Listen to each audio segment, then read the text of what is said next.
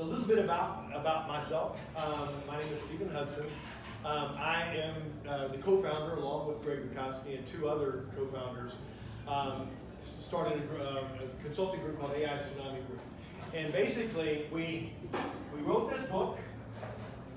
This is the book that we wrote on how to integrate AI into businesses. It's available on Amazon, and we will be, there's a door prize that we'll take a business card.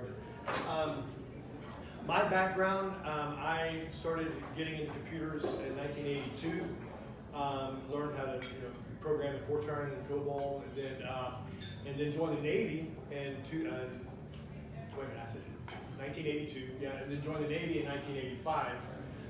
And was a computer analyst, data analyst for the aircraft for the next 20 years. Retired in 2005, and then started a company. I got my undergrad from Embry-Riddle, which I teach aeronautical science at Embry-Riddle as an adjunct currently. I do that now.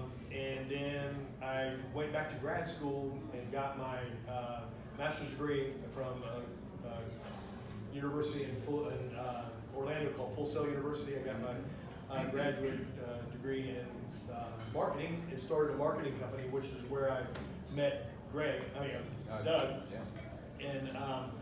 And I work with I still have that company, and I still have several attorneys that are clients, and so I've never gotten out of that. Start working with attorneys. What we're doing today is just a workshop that Greg and I put together on AI, and that like I said, it's a 3-hour workshop that we're just going to kind of quickly go through today. And I'd like to kind of get into it and let Greg tell you a little about him and his intro when he starts doing his thing. But let's see. If it's okay, I'll just go ahead and get right into it. And when I submitted the sign up, it had our bios on there too, so you can actually go online and see if you want to know any more about us. Now, I'm going to give just a tiny flash of the history of AI and how we kind of got where we are today. Alan Turing is considered the kind of like the father of computer science. If you remember, there was a movie back recently done about his work on breaking the German code machine breaker. Okay? And so he's really what's kind of started it all. And so AI has actually been around since the 40s. And when I say artificial AI, I'm talking about machine learning. Okay? And so it's been around a long, long time. Now, where the term actual artificial intelligence was coined was at a conference in Dartmouth, and I believe it was in, when was this? 54? Well, 56. Oh yeah, there it is right there. In 1956, there was a conference at Dartmouth University, and that's where this gentleman, John McCarthy, coined the phrase artificial intelligence. And he was just talking about machines learning, making computers do things that humans would need to do. Now, like as I said a minute ago, I started working with computers in 1982, and this was the type of computer I worked on. It was IBM System 360. You could fit it in a room this size, which means it was pretty small for the day. And then we would use these key punch cards to program it. And here's a little key card reader right there. And then you would like write a program in Fortran. It would be like this long, and to do 1 + 1 = 2. I mean, this is that kind of crazy. But we came a long ways from then up till really the biggest thing that happened as far as AI is what we're experiencing today. Happened in 1997 is when it actually really started taking off. Computers become a lot faster, more powerful, a lot smaller. And so IBM, they had a team they called Deep Blue that took on Kasparov, who was the reigning world champion of chess at the time, and was able to actually beat him in a couple of matches, which is pretty incredible when you think about it. And then in 2008, I am kind of going a little bit fast because I really want to get to the good stuff when he's doing that. So I'm just kind of, 2008 is when we started learning and getting voice and speech recognition, became very popular. And then 2011 was really significant in the field of AI and computer science because IBM was able to beat two champions in Jeopardy. And you might be thinking, all right, well, sure. I mean, it was connected to the internet and had access to all the world's knowledge. That it wasn't the case. It wasn't connected to the internet. It had to use the language model that they built for it at the time. And so, but it couldn't go outside of its language model. But the real significant fact about this was that it wasn't that Alex Trebek was typing in the question as he was asking the two humans.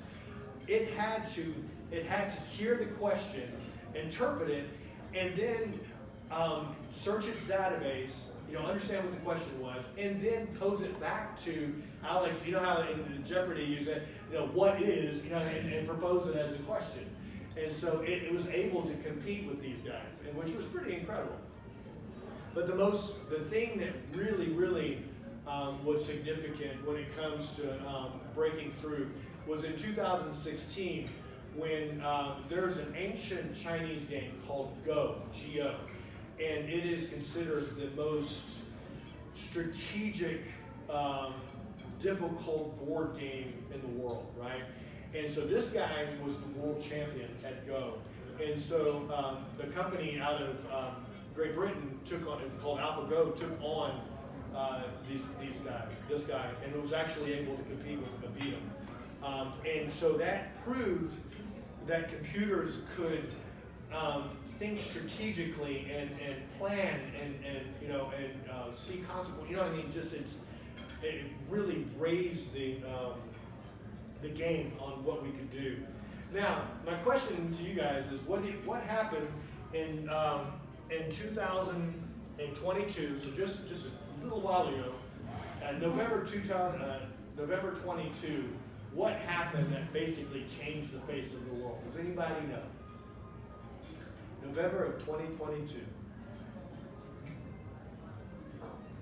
Well, that's when ChatGPT was introduced. It hit the world. All right, and within like a week, it had 1 million subscribers. I mean, it was the fastest integration of anything in the history of man. Okay, and so ChatGPT hit the ground, and now the godfather of what they call him, the godfather of AI. His name is Jeffrey Hinton. He in 2018 won the Turing Award, which is basically it's like the Nobel Prize. It's sponsored by, now it's picked up being sponsored by Google. It's $1 million cash prize, and it is presented by the Association of Computer and Machinery. But it's in computer science, it's like the Nobel Prize. And him and two other gentlemen in 2018 won the Turing Award for his work and for their work in deep learning. And the reason why they call him the godfather of AI is because he's the one that envisioned an artificial neural network in 1972 when he was presenting his doctoral work at Edinburgh University in England. And so, he's envisioned, because he was really interested in how the brain worked, and he envisioned an artificial neural network. And that's basically what we have today. That's what ChatGPT is an artificial neural network. And we'll get into that in just a second. But so the different types, I'm going to talk about the different types of AI, and really only have a few minutes left to talk before we actually get into it. The two types of AI is you have what's called supervised and unsupervised. Okay? Supervised is, in today's world, what they're using supervised AI for is like spam detection. That's all it is. Right? And so we're asking it to do these human type functions. And so we're asking it to do these things, in an effort to, well, basically to allow it to be able to learn, reason, and predict. Because that's basically where we're going in this neural network, okay? The artificial neural network is, these computers are starting to learn at an incredible rate. They can reason and they can predict. It's pretty awesome in a lot of ways, but it's actually kind of scary in a lot of ways as well.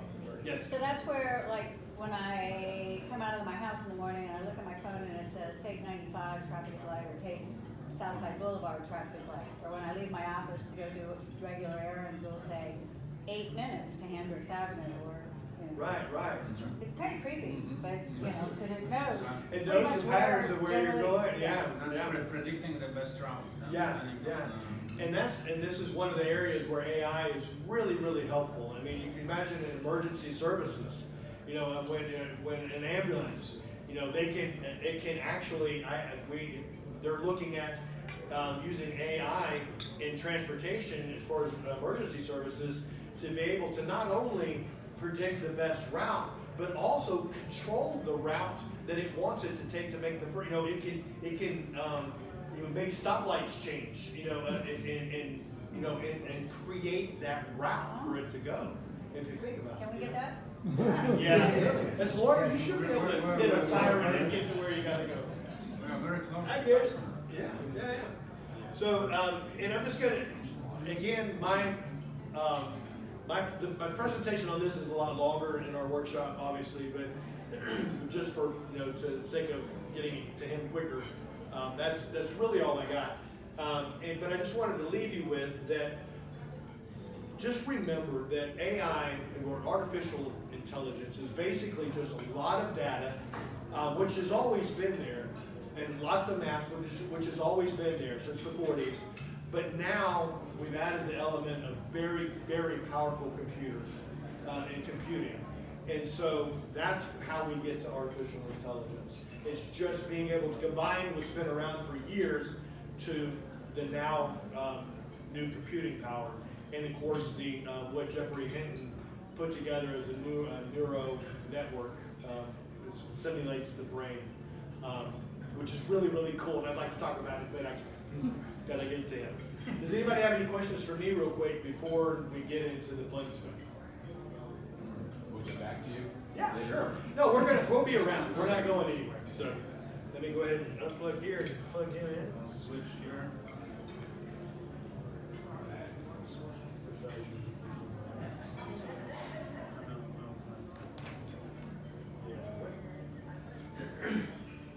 So this is all connecting. I will introduce myself. My name is Greg Gutkowski. I've been around computers. I've been always interested in what you can do, how you can use them in business, how you can make money, make processes more efficient, not necessarily how to program them. My first job out of college was I was doing the analytics for a bank, and that was many years ago. And dependent on the lot of data and the computers that Steven was talking about, very primitive at that point.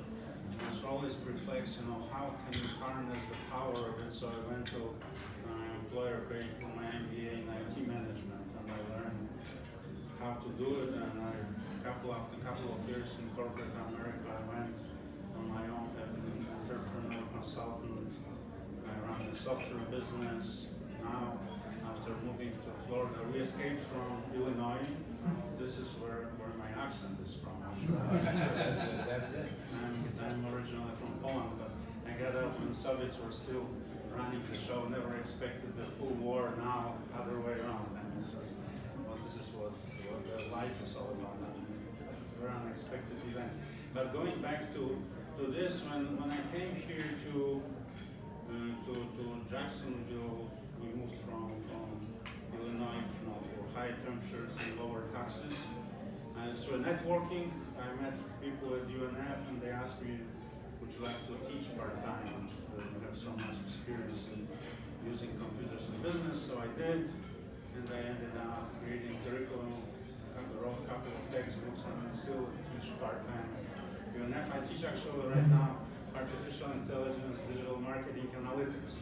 Analytics is my background. I helped a lot of large companies with the analytics, and I will show you today also how you can use ChatGPT to analyze data, not just to do all of those things that we already talked about. So with that, I will jump here to the login and start. Because as Steve said, it's very hard to talk about ChatGPT or artificial intelligence without showing what this can do. You have to look in. Yeah, I know, I just want to log in first. While he's doing that, though, I would like to thank Doug for inviting us to come out here. I don't know if y'all know this or not, but Doug actually sits as on our board of advisors for our company at AI Tsunami Group, because he's been a very, very valuable resource to us, and we appreciate your involvement in us and helping us. Anytime, I'm expecting great things. Yeah, thank you, I appreciate that. So for those of you who are completely new to ChatGPT, you set up a free account with OpenAI, and we can help you if you have questions. Just shoot us an email. You know how to set up a free account for those. But if you log in, set up this account, this is the very simple interface you'll be faced with. You're really typing your requests here, and answers will show up in this window. So let's do it and say list top. You said what, construction? Yeah. Construction law firms in Florida. I don't think to have to spell right. Which helps me a lot, because I'm a horrible speller.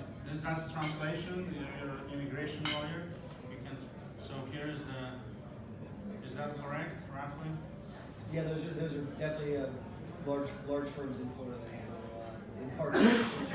So we may want to do a research and we say, show me 30 largest law firm in Jacksonville, Florida, list number of lawyers, yes. And then we will say website, address, Type along. and let's do that. Just let's do that. But how different is that from just going to Google and doing that? You'll see this in the Okay. second. Google is not going to give you in the table in the list like this. Yes, very good question. First of all, Google is not going to summarize it like this for you. It will, unless there is a website that's specifically ranking this, which doesn't exist. The second, next one, it's a very good question. Then I'm going to say, I will say list in the table format. Because this is very hard to.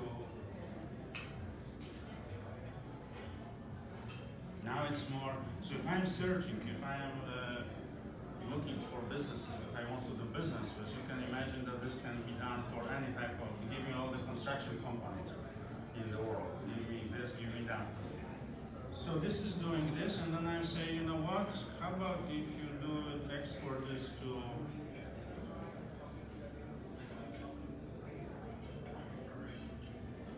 export it to Excel. So you can imagine I can ask for more columns and more things, and this is what it will do. It will export it to Excel, and now I have that ready to go. I don't have to cut and paste. I don't have to do things with it. It's ready to go. It takes a little while, a little bit to do it. It will come up with those certain ways. Recently, ChatGPT, they used to have when this is crunching, they used to have a paid account, $20 per month, and a free account. And now and they had the difference in sophistication and depth. Now free accounts have the same depth as paid accounts. The only difference is that the paid account you can do more with chat, more requests per minute or per hour. Because if you're doing it heavily, you may get the message you used up your free tokens for today. And here's my file, and I can do it. And here is legal firms, and here's my Excel file with that information. So imagine doing research, and I can, and they're in separate columns. Imagine this for any research, market research. This could be done for anything you can think of, okay? And you have it in your PowerPoint. Let's do. I will look at what I wanted to show you very quickly. Greg, can I ask you how it got the number of lawyers? Where did it get that information? There's ChatGPT today, and to save me typing, I will just cut and paste. What it's doing is going to the many different websites and grabs, if it can, grabs it and puts it there.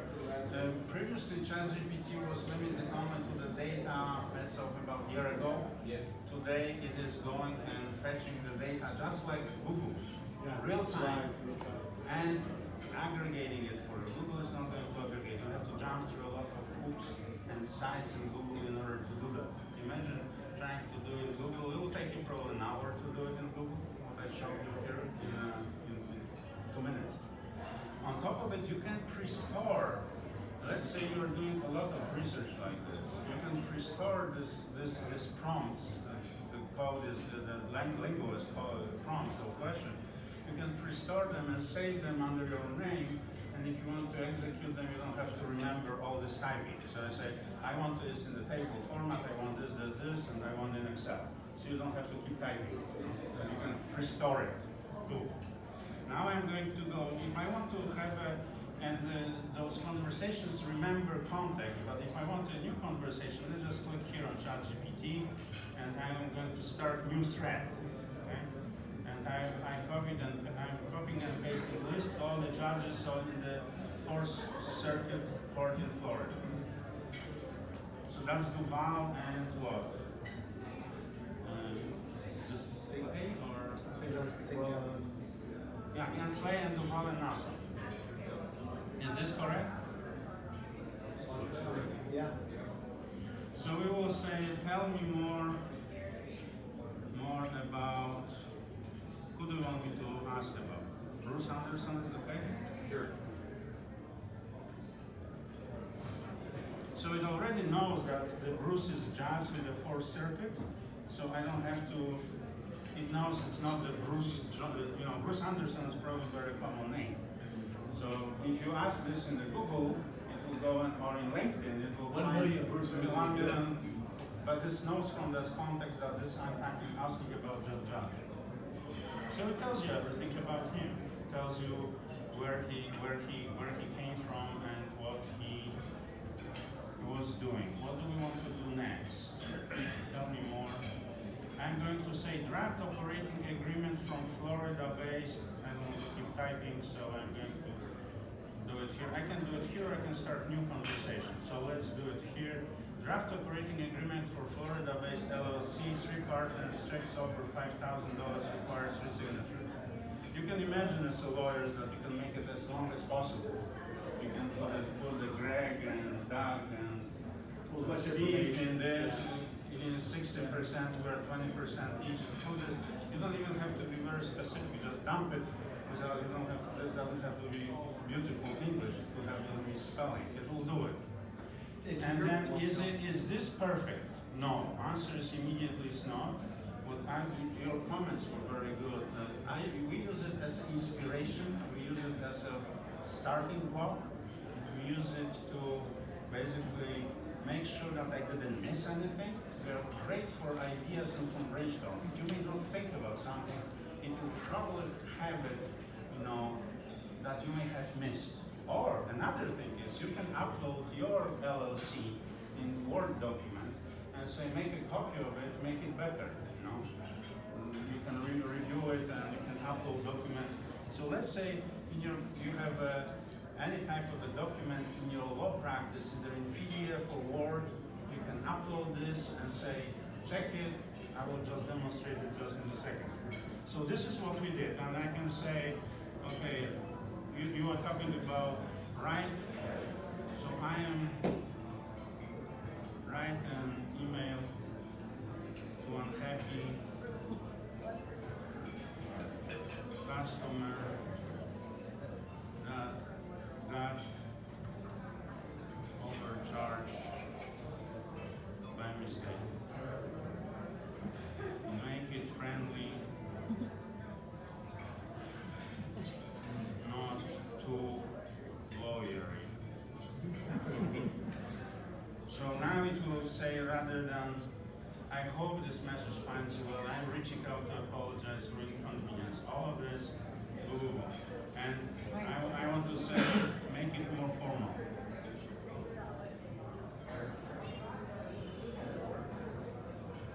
So now it will take a little more, and you can write it on many different levels. You can say write it on the 8th grade level. You can say, so let's say explain ChatGPT to 8-year old. So you have a kid, 8-year-old, or nephew, or whoever in your family, and so it says it's like really smart robot friend who knows a lot about many things. So this is on the 8th grade level. This is write this for PhD level in 500 words.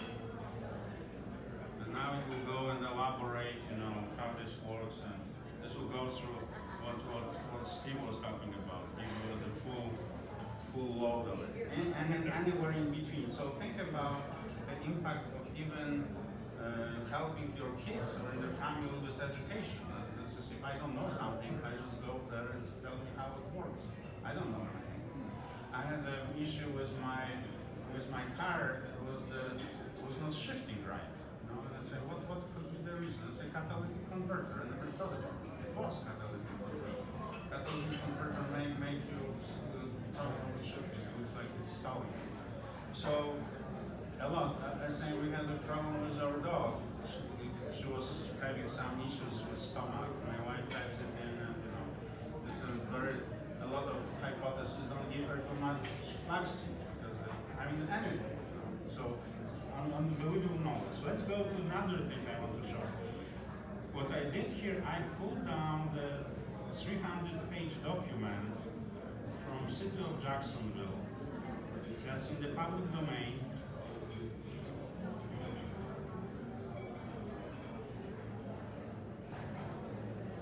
And this is this document, ACFR. This is financial statements from, and I can show you the document when it's uploading. If I open this, you will see what I'm talking about.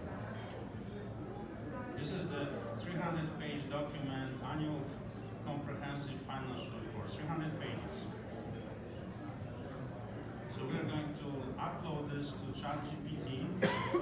I already uploaded and say, Summer, what's in this document? I have no idea. No?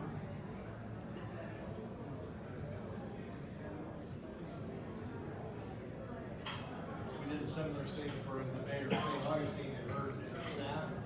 We did a workshop for them, and they were blown away.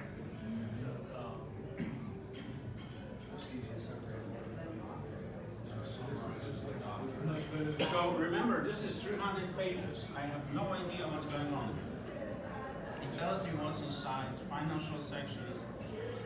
Go through this. Imagine, and you can go and say, give me more detail.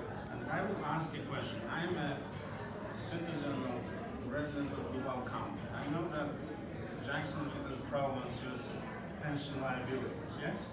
So I say, as a resident, should I concerned about the situation.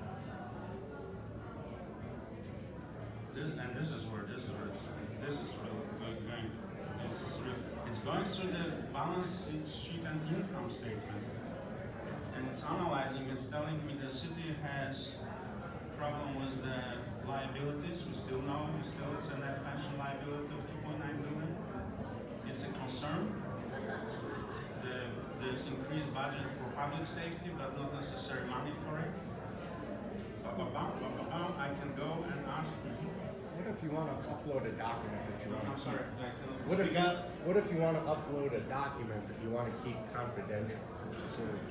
With the paid version, you check all the box that ChatGPT is not accessible. So you have to buy a paid version and it will protect you. With the free version, it won't. Yeah, $20 a month, they can't use whatever documents you use to add to their language model. Also, Which is if basically you're, what it also does. if you're with a larger law firm, they can buy a site license for ChatGPT and you will be protected. So I asked the question, I have no idea. I'm not a financial person. I'm a resident. I know that they had the problems. So I'm asking 300 documents telling me that we have, Houston, do we have a problem? I don't know how big it is, but I can go, and we don't have enough time here, but I can go into income statement and ask for ratios and say where are we over, down, and I did that, but we just don't have time for it. So this is any document that's still analyzing. So sometimes in the peak hours, if you have a free account, it may be a little slower, but like with everything will get better and faster. I will tell you where I see things going. Each one of you, 5 years from now, will have your own database and your ChatGPT talking about privacy issues, and you will have it on your laptop. Because this is what IBM, right now the Microsoft is selling the AI-enabled laptops that have those very powerful chips. One of the reasons that NVIDIA is the $2 trillion company, it's because of the chips that run AI. That's the only reason. So that's driving it. So this basically is telling me, hey, it's still doing it, and I can stop it. But you got the idea, and you can go on any level of specificity. Okay? And so go ahead. Well, there are legend stories of lawyers who try to write briefs with AI. Sure. And I'm told it'll make up sites to support the, is that just, flaw with the software? Have they fixed it? Is it just a starting point? You have to verify everything that AI, which you should do anyway. Of course. This is work in progress, getting better. Will never ever be on autopilot. As Steve said, it will be. Think about as an intern on a junior lawyer that you basically go over what they write anyway. Yes, you will have, so this is not going to take this away. But what it will do, it will save you time on research, save you time on ideas, formulations, mechanics of doing it. It will save a lot of time for paralegals and more than for lawyers, because a lot of those things can be also automated. Microsoft is coming. If you have, I assume all of you probably use Microsoft Office, yes? So Microsoft is invested $17 billion in ChatGPT or OpenAI, and they do this. All these integrations from Office products is coming out as we speak. So rather than do it from here, I will be typing this from the Word document, rather than having to look to be beautifully formatted with my logo, with everything, boom, down, and the email will be sent automatically. I don't have to cut and paste that email from here to this. It will be boom, I'm in Outlook, off it goes. Next thing I want to show you is this is fascinating, and that actually made me think about. I have a sample data from the law firm in Excel, and I will show you the data in Excel. So you ID, case type, attorney, case status, open date, close date, contact information, money. You have all this data in your practices in one shape or another. Somebody's keeping track of who paid, how many cases you have. So this is extract from such a system. So I will upload this, and I uploaded this file to ChatGPT, and I have no idea. I don't know Excel. I do, but a lot of people who are going to fire may know, and say, what's in this file? I showed it to you, but so it will go and say, okay, this is what's in this file. This is exactly what I showed you. And think about how quick this was. I have here 1,000 records. So it will tell you what's in this file. So I will do it. I can stop it also. If it's running away, I can stop it by clicking here. But I will say, show me top billing lawyers. So let's say I'm running a large practice for this month, for last month, for last year, for this year.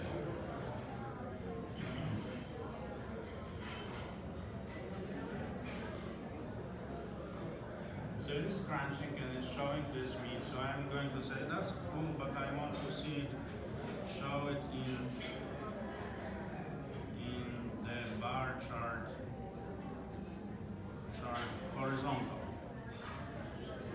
Because I want to. This looks like not formatted. Doesn't have dollar signs, doesn't have commas. Do I really care about cents if we're dealing with millions?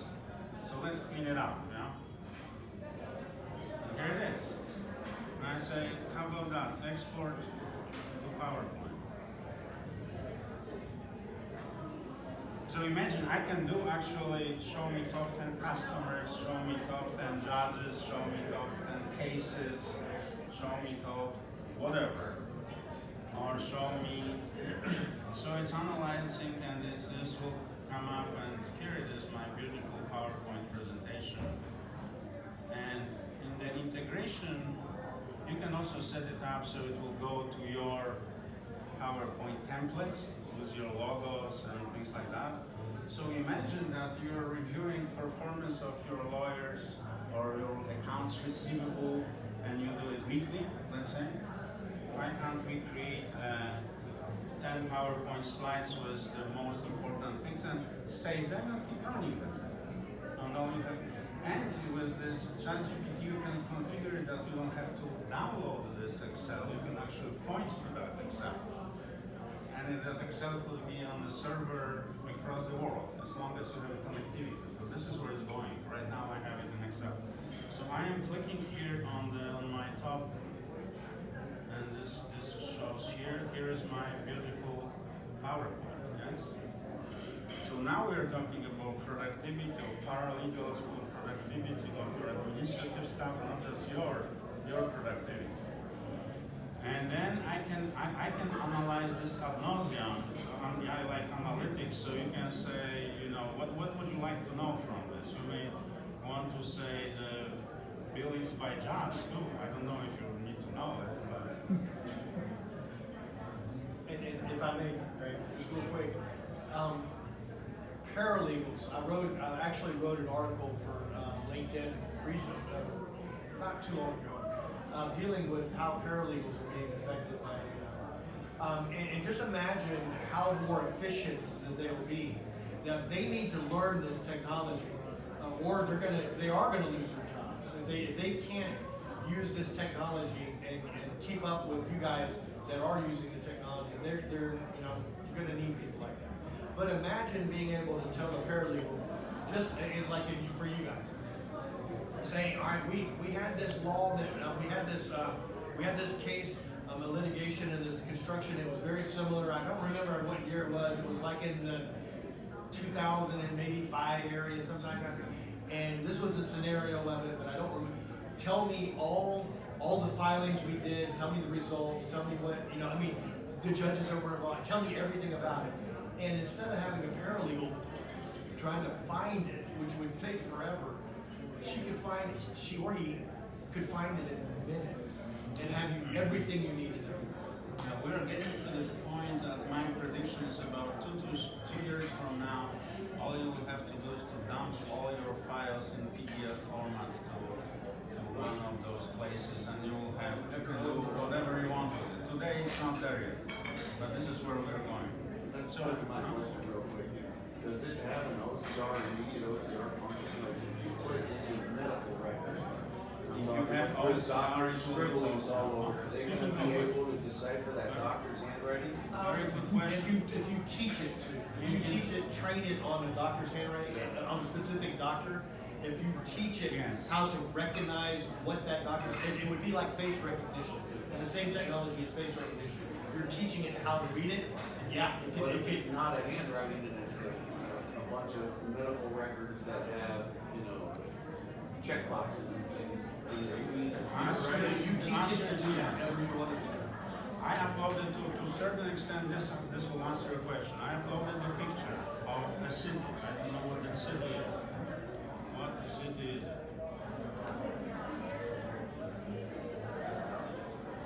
I uploaded this picture. You can probably recognize it. But ChatGPT doesn't, the founders of ChatGPT don't live in Jacksonville. The image of Jacksonville, Florida. Yes. It will recognize even better. My wife is in the gardening, and we moved from Florida to Florida from Illinois. That's completely different. We don't know what those things are. So I will upload. I think this is the picture of the leaf, and I will say what plant is it. I'm not good at that. What is it? Yeah, that's what it looks like. I don't know what vanilla is. It's a birch. It's a birch. So I should know it came from Illinois. You know, I'm from Poland. There's a lot of birches, but I have no idea. So now we have something in the garden. My wife takes a picture of it, puts in a chat, what is it, and how do I care of it? How do I take care? So the point is, you guys, you can probably, we're not attorneys. Birches are Y'all can not see the good. Birch in Florida, you know. Birches in Florida are not good idea. They usually don't do very well. So you have an idea that what we are doing here is just purely amazing. The last thing I want to show you is the image generation.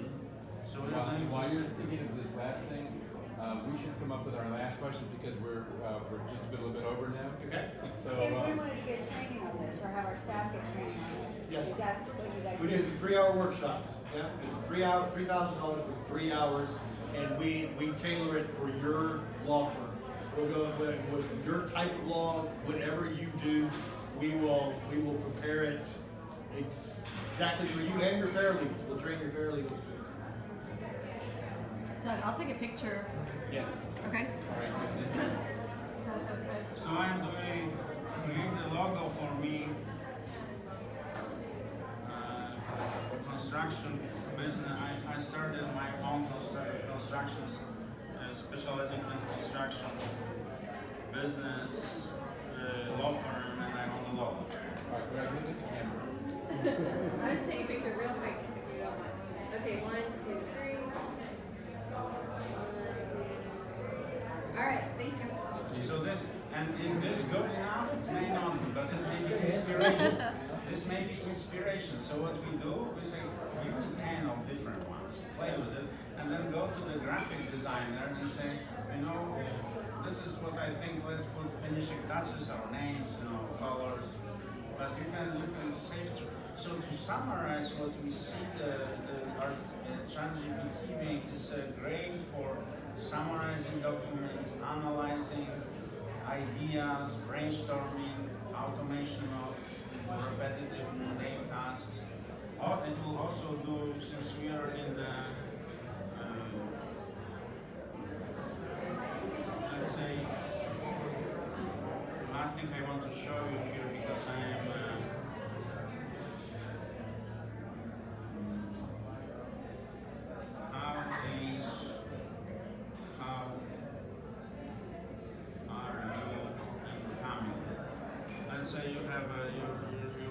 customer from India, it's a Tamil person.